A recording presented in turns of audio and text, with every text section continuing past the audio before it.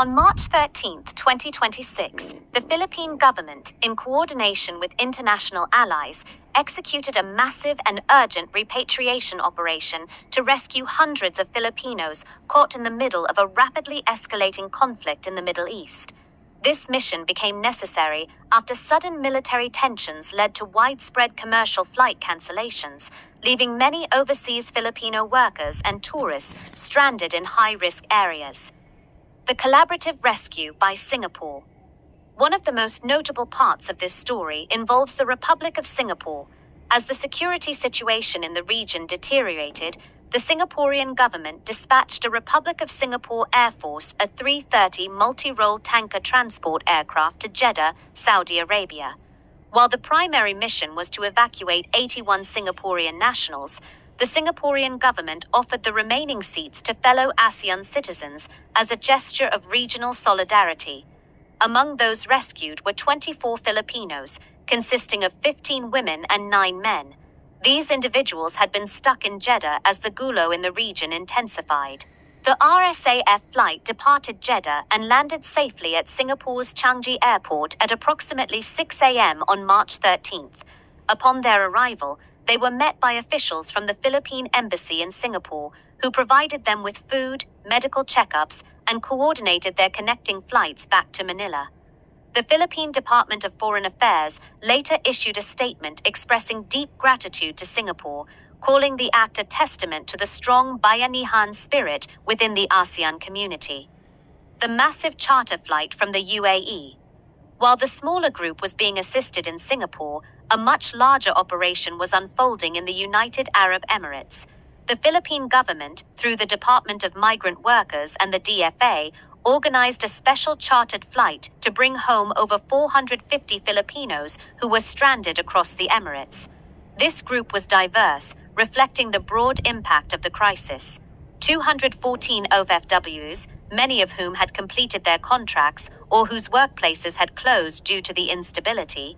195 tourists, individuals who were on short-term visits but found themselves unable to leave when commercial airlines suspended operations.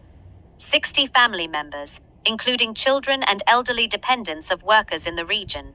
To ensure the safety of the passengers and avoid the more congested or potentially targeted major airports in Dubai and Abu Dhabi, the government arranged for the flight to depart from Fujairah. Crucially, the Philippine government announced that all ticket costs were fully covered, ensuring that even those who had lost their savings or were in financial distress could return home.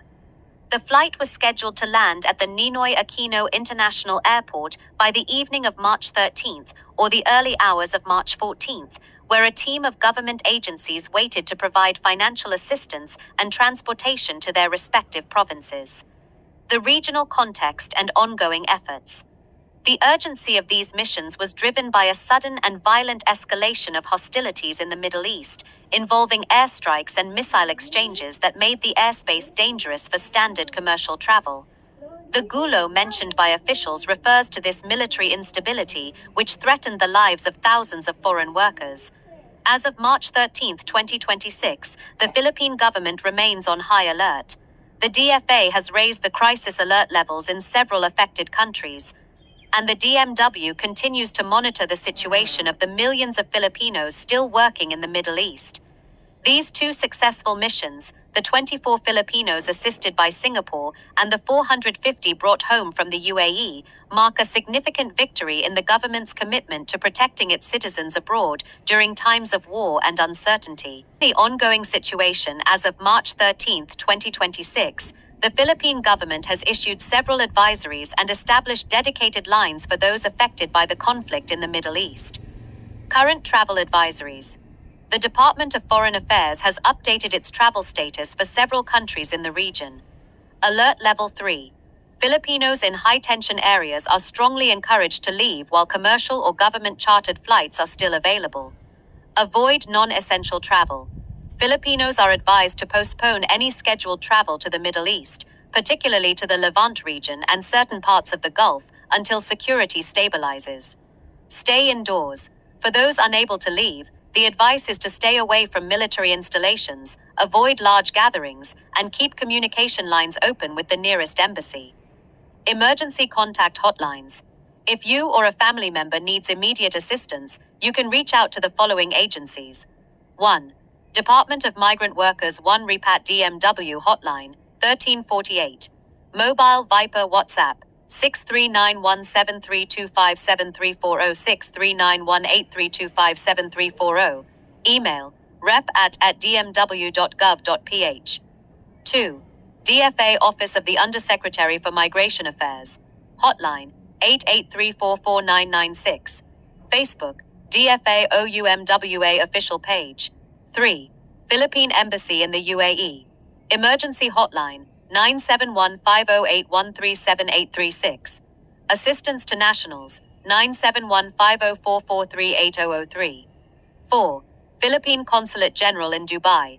Emergency Hotline, 971-506-504-109. 5. Philippine Embassy in Saudi Arabia. Emergency Hotline, +966-569-893-301. What to prepare for repatriation.